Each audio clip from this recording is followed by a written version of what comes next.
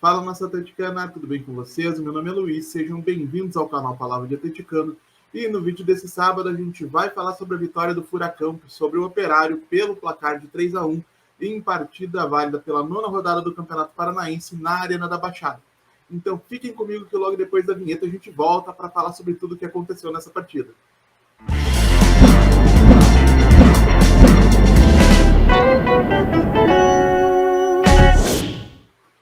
E se você está chegando agora, eu peço que deixe seu like, se inscreva no canal, acione o sininho para receber notificações a cada novo vídeo publicado, compartilhe conteúdo em redes sociais, grupos de WhatsApp e Telegram sobre o Atlético Paranaense, porque assim você faz com que mais gente conheça o conteúdo produzido por aqui e ajuda a fortalecer esse nosso projeto. Então vamos lá para falar sobre tudo o que aconteceu nesse duelo entre Operário e Atlético Paranaense na Arena da Baixada. Atlético que foi escalado pelo técnico Paulo Turra, com o Léo Link no gol, substituindo Bento, que sentiu um pequeno desconforto muscular e foi preservado, Kelvin na lateral direita, Pedro Henrique e Matheus Felipe no comando da defesa. Matheus Felipe que substituiu o Thiago Heleno, que cumpriu a segunda e última partida de suspensão dele, até que o TJD do Paraná julgue os jogadores expulsos no último Atletiba. Pedrinho na lateral esquerda, Eric, Léo Cittadini e Christian no meio de campo, com Davi Terans, Pablo e Agostinho Canobio no ataque. Canobio que pela primeira vez começou um jogo pelo lado esquerdo. E o Atlético tem um começo de jogo bastante complicado, muita dificuldade para ficar com a bola, talvez ainda mais dificuldade para sair com a bola do campo de defesa. O Eric, como a gente sabe, é um jogador que tem capacidade para dar sequência nas jogadas, mas ele não é um jogador de encontrar grandes soluções, de quebrar as linhas, de realmente conseguir encontrar saídas para o jogo, não é a principal característica dele. O Léo Cittadini ainda menos, é um jogador de condição de bola, de pressão defensiva, de pressão na saída de bola, um jogador de bastante intensidade nos seus melhores dias. E foi justamente o Cittadini que dos três talvez seja o menos capacitado com o passe, se posicionava entre os zagueiros para fazer a saída. E nesse contexto, o Atlético, pressionado pelo Operário, não conseguia sair para o jogo, cometia erros na saída de bola e acabava cedendo oportunidades de gol.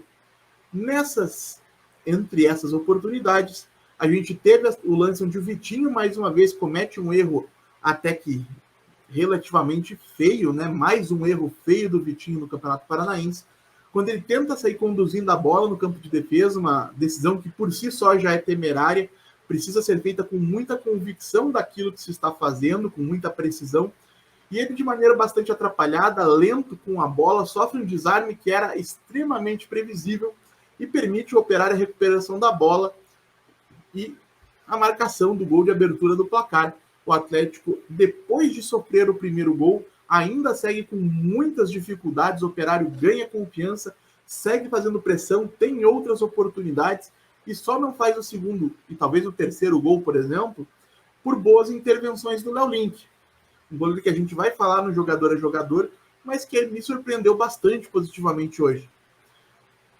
E, verdade seja dita, o Atlético encontra o gol de empate porque não vinha produzindo o suficiente para estar marcando esse gol pelos seus próprios méritos. Mas encontra, com o Eric roubando a bola no meio de campo, abrindo a jogada para o lado direito e se projetando na área adversária para cabecear, complementar um bom cruzamento do Kelvin. Eric, que já desde o ano passado é o jogador mais perigoso que o Atlético tem nas bolas aéreas. A gente lembra que, salvo engano, o Atlético marca 3 gols em bolas paradas em 2022. Os 3 foram marcados pelo Eric, então um jogador que tem características interessantes, que podem ser importantes em algumas partidas, e que hoje tira um coelho da cartola, que permite ao Atlético não só marcar o gol de empate, como voltar para o jogo. E aí a gente tem que destacar a importância do aspecto emocional no futebol, porque se o Operário até então era taticamente, tecnicamente muito superior àquilo que o Atlético vinha apresentando, tanto o Operário deixa de se sentir tão confortável, quanto o Atlético passa a ser mais confiante. E se isso não foi suficiente para que o Atlético invertesse o domínio, passasse a controlar as ações e criar oportunidades para virar o jogo ainda no primeiro tempo, pelo menos foi suficiente para que o Atlético deixasse de ser tão sufocado, conseguisse equilibrar o jogo até o intervalo e voltar para o intervalo com um empate que, honestamente, quem pensa diferente, eventualmente respeito, mas não acho que o Atlético merecesse pela bola que jogou. Bem diferente do segundo tempo, a gente não tem como prever se o Atlético teria as mesmas dificuldades na segunda etapa, em condições normais de temperatura e pressão, mas o Atlético melhora na segunda etapa, provavelmente impulsionado pela expulsão do jogador do Operário, com 2 minutos do segundo tempo. E o Turra, nesse momento, reage bem. Acho que a gente não pode deixar de reconhecer que as saídas do Cittadini e do Christian para as entradas de Fernandinho e Vitor Bueno não só adiantam o Atlético no campo em busca daquele que seria o gol da virada, talvez o gol da vitória, como também acrescentam talento e alternativas a um time que precisava desesperadamente dessas alternativas desde o primeiro tempo. Então, nesse contexto, o Atlético cresce principalmente por conta da presença do Fernandinho. Já falei dele aqui em outros momentos, é um jogador muito acima da média. Tecnicamente é um world class, é um extra classe, é um jogador de extrema inteligência para encontrar passes, tem uma visão de jogo muito grande, extremamente preciso, com passes curtos, passes longos, passes pelo alto. É um cara que realmente o Atlético tem o prazer, a honra, o privilégio de poder ter no seu elenco. Repita aqui o que eu já falei outras vezes, desfrutem do Fernandinho.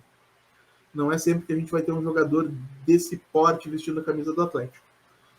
Mas não só o Fernandinho. O Terans, que foi um pouco apagado e pouco participativo na primeira etapa, cresce de produção até com as aproximações do próprio Vitor Bueno.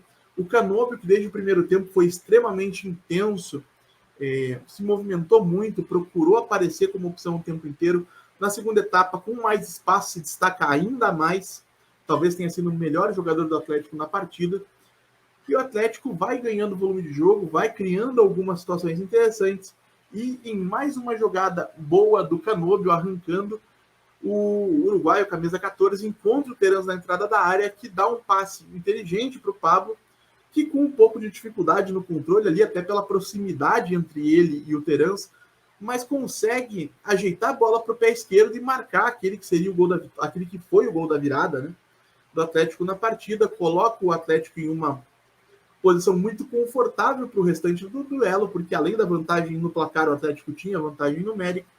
E não esquecendo de um pequeno susto que o Léo Link deu no segundo tempo, depois que o Atlético marca o segundo gol, a gente ainda teve algumas oportunidades interessantes com o próprio Canóbio, que chegou cara a cara com o goleiro do Operário fez uma boa defesa na bola que o Canóbio tenta tirar e jogar no canto oposto. E o Atlético ainda encontra tempo no acréscimo quase infinito da arbitragem na etapa complementar para marcar o seu terceiro gol em um chute do Coelho, que conta com o desvio da defesa. Então, de um modo geral, achei que o Atlético, na soma dos desempenhos de primeiro e segundo tempo, provavelmente fez por merecer sim a vitória, mas que, de um modo geral, a gente tem sim que esperar mais desse time, especialmente na comparação com o que a gente viu no primeiro tempo, em um jogo de 11 contra 11. O Atlético precisa ter mais capacidade para dominar os adversários, principalmente adversários tecnicamente inferiores, e aí com todo respeito ao Operário, mas o Atlético é mais time. Então, vale a gente ficar de olho. O Atlético volta a campo na próxima quinta-feira, às 19 horas e 15 minutos, para enfrentar o Futebol Clube Cascavel, também na Arena da Baixada. Então, vamos ficar de olho aí para verificar se a equipe evolui sob o comando do Turra, como a gente precisa que ela evolua para estar pronta para os principais campeonatos. Falando rapidamente de jogador a jogador. Léo Link é um goleiro que eu já cheguei a falar aqui, nunca me passou grande segurança, mas achei que esse período que ele trabalhou com a equipe principal foi sim muito proveitoso para ele, fez algumas defesas importantes no primeiro tempo. Acho que a falha que ele comete na segunda etapa é grave, poderia ter custado um gol para o Atlético, mas pode ser colocado em um primeiro momento no fato de que ele não entra em campo em um jogo profissional há muito, muito tempo. Então pode ser sim a falta de ritmo, mas achei que o Léo Link talvez tenha feito a sua melhor partida com a camisa do Atlético no profissional. Kelvin achei que fez um bom jogo, foi responsável pela assistência do gol marcado pelo Eric, que igualou o placar ainda no primeiro tempo. apareceu bem no ataque algumas vezes, participou de maneira interessante na saída de bola, principalmente depois dos 30 minutos do primeiro tempo, conseguiu se encontrar em campo, foi uma saída importante. Acho que Pedro Henrique e Matheus Felipe, não tem por que individualizar os dois bastante atrapalhados, principalmente na primeira etapa. O Matheus Felipe é um jogador que cada vez me parece mais cru, não entendo o motivo dele ter começado a partida e não o Zé Ivaldo, por exemplo, que é um jogador mais pronto do que ele, melhor do que ele. O Matheus Felipe teria que ser a quarta opção e não tem sido isso que a gente tem visto. Me preocupa uma eventual ausência até do Pedro Henrique, que tem sido bastante inconsistente, porque o Matheus Felipe tem tido muita dificuldade e nada garante que o Turra vai ter a leitura necessária para escolher um outro jogador em caso de necessidade. Pedrinho fez mais um jogo horroroso, errando muito e o tempo todo, principalmente no primeiro tempo, não só no lance do gol, mas errando saídas de bola, perdendo domínios até relativamente simples. Um jogador que tem algum talento, tem potencial para seguir melhorando, mas que não tem mostrado essa qualidade dentro de campo e acho que o emocional já começa a pesar.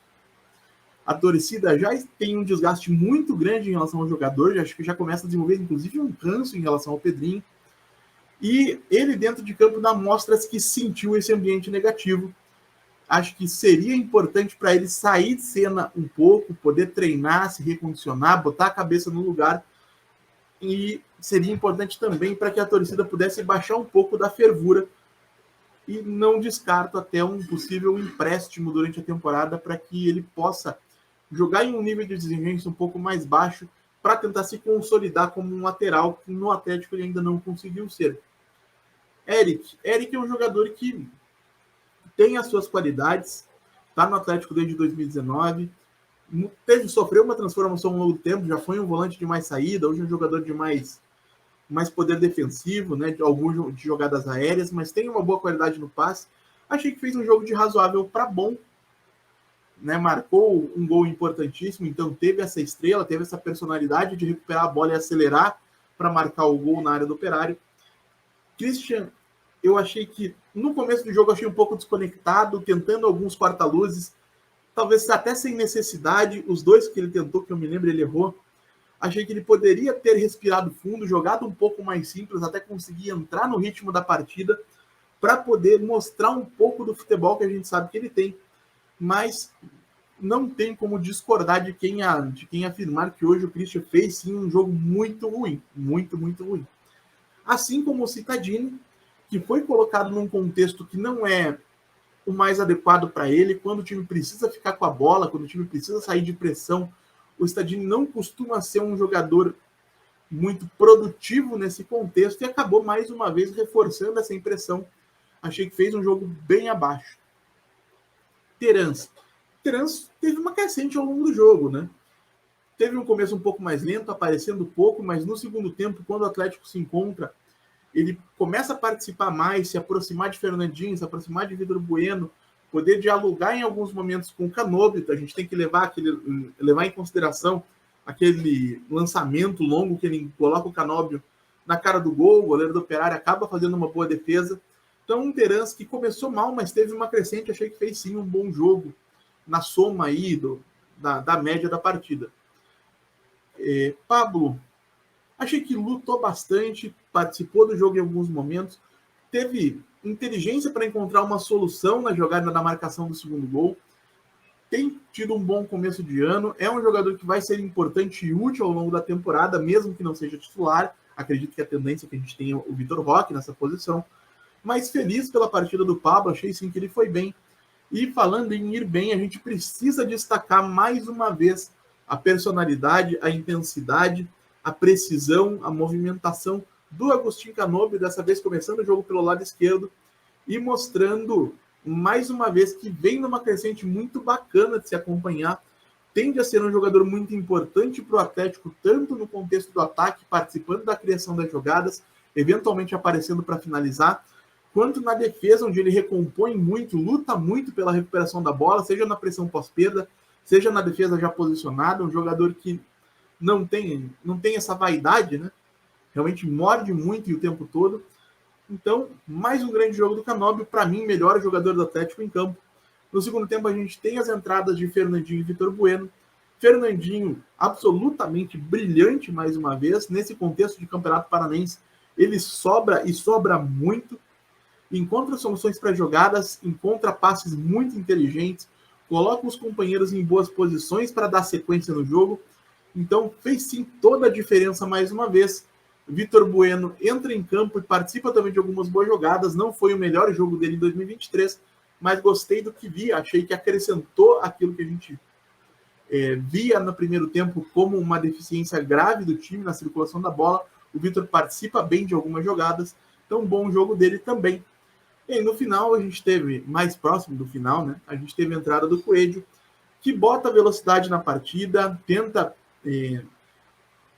fazer jogadas combinadas, tanto com o Terans, com o Pedrinho, quando fazia ultrapassagem.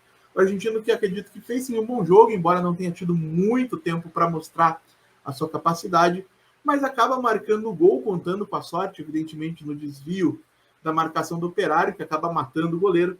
Mas acho que merecido, bom para o Coelho ganhar confiança. Ele já tinha marcado um golaço contra o São Joséense e ganha ainda mais moral. Espero que com a saída do Vitinho, né, que foi anunciado como reforço do Bragantino, pelo menos até a metade do ano, a gente possa ver mais tempo do Coelho em campo, porque ele vem também numa crescente bem interessante, assim como o Canobi. E é isso, gente. Eu agradeço pela audiência e pela paciência de vocês. Peço mais uma vez que deixem um like, se inscrevam no canal, acionem o sininho, compartilhem o conteúdo nas redes sociais. A gente volta a falar de Atlético Paranaense amanhã, em compensação ao vídeo que não foi gravado ontem. Peço desculpas para vocês. Muito obrigado mais uma vez pela atenção de todos e até a próxima.